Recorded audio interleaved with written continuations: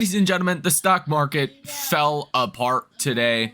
This was because of a bad bond auction. Demand for treasuries basically is drying up, and this bond auction today sent yields skyrocketing across the long end of the curve. That is why you've seen that violent sell-off, towards the later half of the trading day. Okay. And it just continued to go lower. Now, let's be honest. We're going to talk about this. I'm going to call it the crisis in the bond market. Okay. Because that's what it is. There's a couple things to note. Okay. Moody's downgrade kind of started this worry in the bond market, but it's not new. It's something we've known about for a long time. What's actually fueling this at this point is progress on the big, beautiful bill. Okay. As some people in the White House have said today, if GDP gets to 3%, the tax cuts pay for themselves. But if not, then you're getting into an even worse fiscal position. Now, something has to break. If this is really a crisis in the bond market, as we get closer to 5% on that 10-year treasury yield, you're going to need to see something change. I don't know if that is a complete just cancel the trade war. I don't know if that is the Fed cutting rates. I don't know if it is changes to the tax bill, but something would have to change, right? Because the worse the problem gets, the harder it is to come out of. Even think about the banks, right? For all the banks that own these bonds, I mean, look at TLT. You're at the danger levels that you were at in 2023 with like the bank runs and all of that, okay? All the losses the banks are going to have to start to actually realize here gets pretty nasty under this level. This is looking at a monthly chart. Normally, like when things get bad, like here is kind of the end of it. Okay. You could draw a horizontal trend line here. Like this is a pretty critical level. The last time we went below this, again, was banking blow-ups and fears of a larger, issue in the banking sector. Okay, that's one area that would be hurt. But anyone trying to finance anything, business loan, auto loan, home loan, basically, it can't happen, right? So with the bond market breaking, it's a little different than the stock market.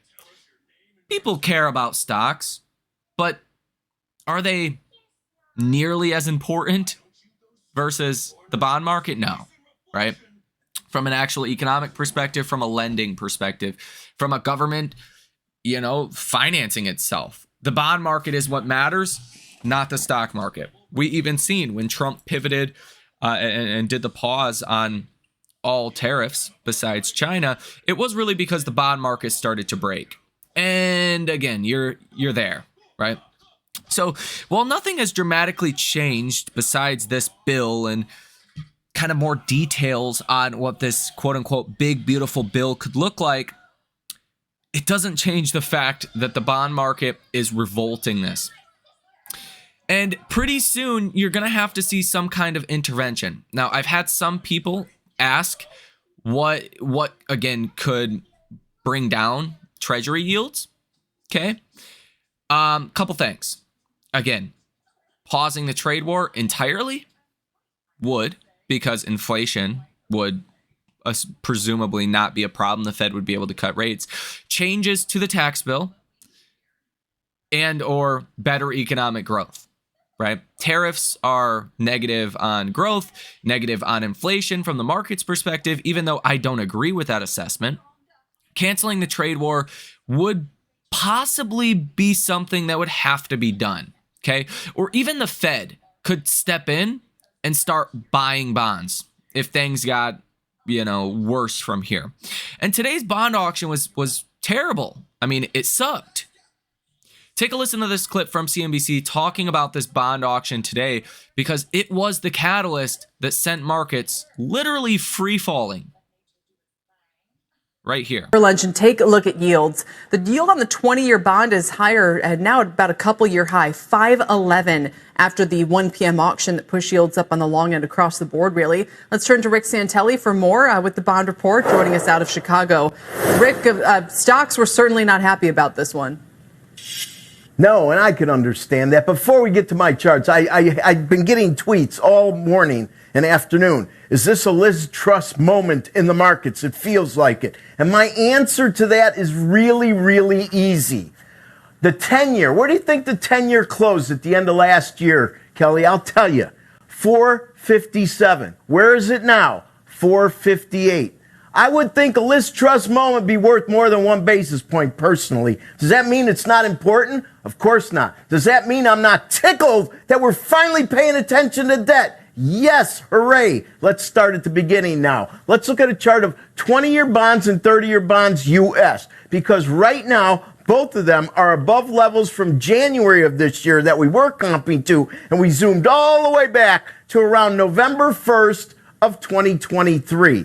So that level for the 30-year would be just a whisker under 5%. That level for the 20-year is around 506. And as you pointed out, we're well above that. Now, many are paying extra attention to the 30-year bond, and that's all great. But, you know, back when I started trading bonds in the early 80s, the 30-year was the king of the curve. That's not true anymore. It's the 10s. But the 30-year is now gaining distance. Look at the knob spread. This is the 30-year yield minus the 10-year yield. And you could see that we are virtually at the highest levels going back to 2021. That's important because I expect term premium and these spreads between the maturities to keep widening. But don't lose perspective on which maturities are the most important at this point in time.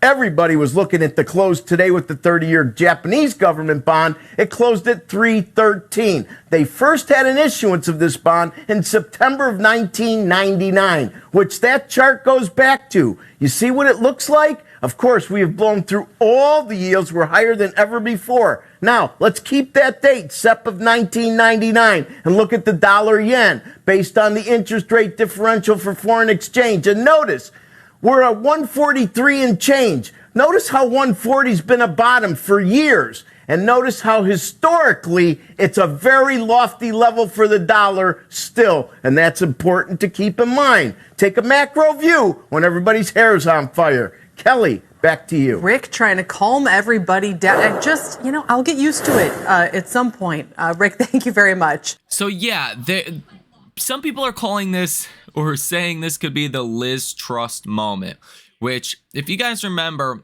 was it early 2024, 2023, when UK auctions on their bonds, like demand completely dried up, pensions were like going bust, and yields skyrocketed momentarily. Liz Truss like stepped down, and that there was a lot of fears of that situation getting even worse, okay?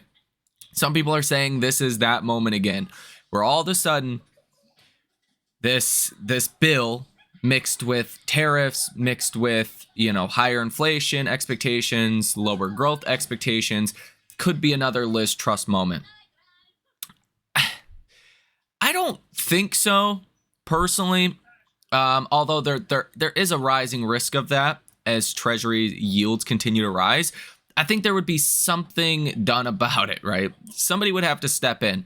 Probably the Fed would have to go out and buy bonds because, again, even consider that where inflation is, the higher treasuries go, the higher the yields go, the more restriction is put on the economy. So even if the Fed wanted to make up an excuse for bailing out the bond market, they could say, hey, we want to be moderately restrictive. We don't want to be very restrictive.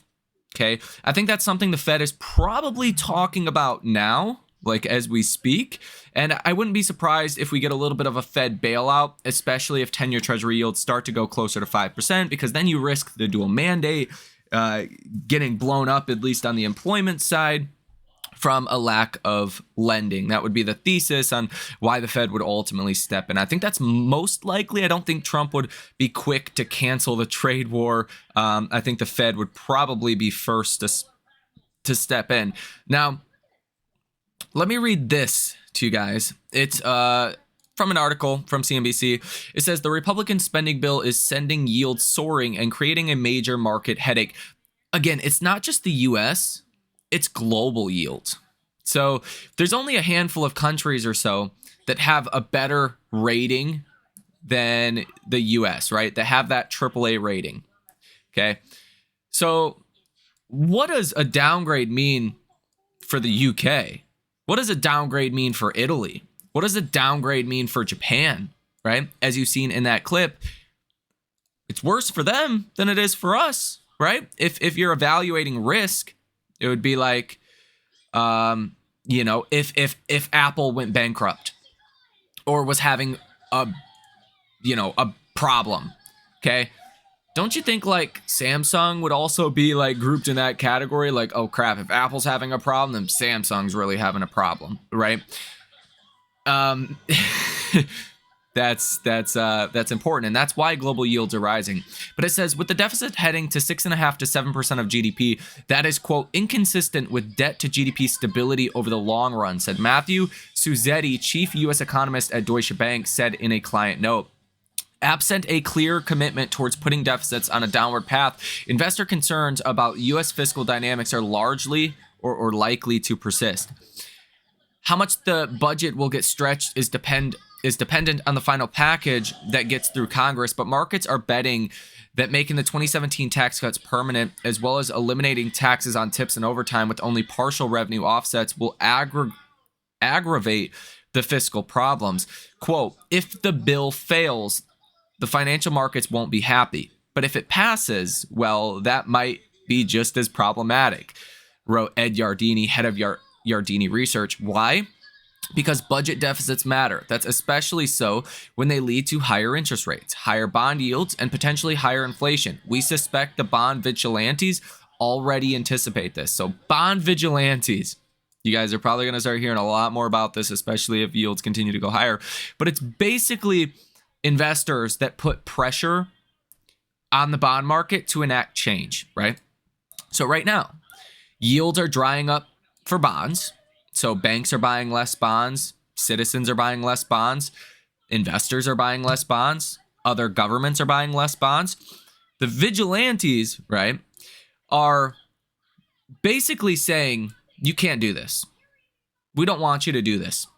Now, they're not senators. They're not in the House of Representatives. They're sure as hell not the president. So the way that they can kind of manipulate things is by yields, right? It's kind of like GME, right? Back in the day when GameStop went crazy because everyone got together with a certain narrative and it had a huge effect. That's essentially what a bond vigilante is.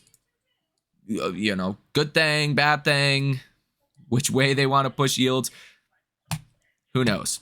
Doesn't matter. It changes. So the bond vigilantes are trying to enact some change.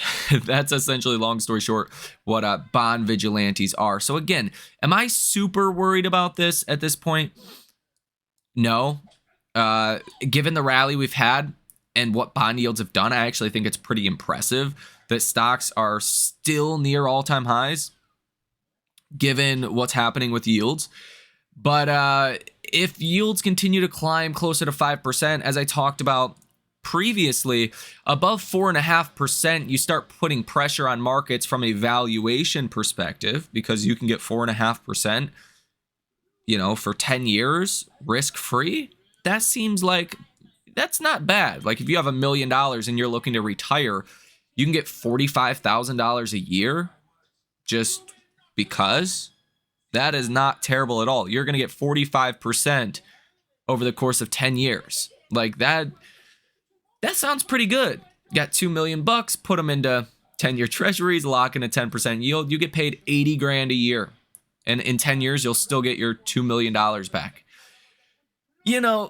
That's the pressure here. Okay, and that's really why bond yields matter for stocks. It looks like the 10-year Treasury yield closed at 4.597%, so almost 4.6%. I believe under 4.50, 4.5%, you're fine. But above 4.5%, the algorithms are going to trigger some pain for stocks.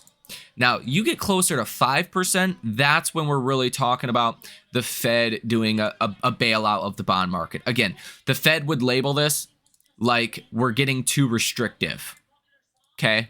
The Fed doesn't want to be 5% on the 10-year Treasury restrictive at this point, so it's threatening their dual mandate. That's what roughly the Fed would say if they had to step in and start buying bonds, okay? Other things could obviously happen, right? But that would be most likely, in my opinion. They could obviously take out the no tax on tips, no tax on overtime. I actually think that's probably a good thing, since people spend all of their money. Like, that would really invigorate the economy, give people more money to spend, and overall be a positive. But that could also get taken out of the bill, which I don't think a lot of people would like, but I think the bond market would like that. So are you in full-blown crisis mode? No. Are you kind of getting to a worrying level following this bond auction? Sure. I mean, if other bond auctions that follow this continue to show bad demand, you could be at a 5-year, 10-year Treasury yield in the not so distant future, okay? Tomorrow morning, you're going to have some data coming out. Chicago Fed National Activity Index, initial jobless claims, S&P Global Composite PMI, Manufacturing PMI, and Services PMI, as well as existing home sales, Kansas Fed Composite Index, and Manufacturing Index. You will get a 4-week bond auction, an 8-week bond auction, and a 10-year TIPS bond auction. That is Treasury Inflation Protected Security. So kind of more or less a measure of inflation expectations over the next 10 years. Okay. So definitely going to be important to watch, but no big bond auctions tomorrow to speak of. On Friday, you don't have any bond auctions as well. So maybe we get a cool down of the rise in yields, but this is kind of what I've been saying now for a while on the channel. You kind of need to see a little bit of a speed bump or a little bit of a reset here anyways. I'm not super shocked that you're getting this volatility. I, again, actually think that given what's happening in bond yields, markets are holding up this well. Like, you would have thought markets would have been a lot lower, like, given 10-year Treasury yields are on a warpath. So from that perspective, it actually looks pretty good, but definitely want to be watching here for the situation to get a little bit worse. Overall, I think the Fed would probably step in and start buying bonds if we get to that point, and signal that, you know, the Fed put is alive and well. So again, let me know what you guys think about this down below in the comment section. As far as Tesla stock specifically, again, I think it's pretty impressive. Tesla was only down 1.65% today, down another 0.7% in after hours. Again, everything kind of selling off a little bit in after hours as well. Tesla, the fact that we did not have a really bad day today, again, impressive considering Tesla sells heavily financed products. Most cars are financed. I'm sure most mega packs are financed. So from that perspective, I think it's actually a good sign that Tesla's holding up so well. And again, I've expected a little bit of a speed bump around 350 for Tesla specifically, and that's exactly what you've seen in recent days. I don't think this is going to turn into a full-blown crisis, because someone will step in and save the bond market. You kind of have to. There's literally no choice. You can't allow the bond market to blow up. You just can't. Nobody would ever allow that.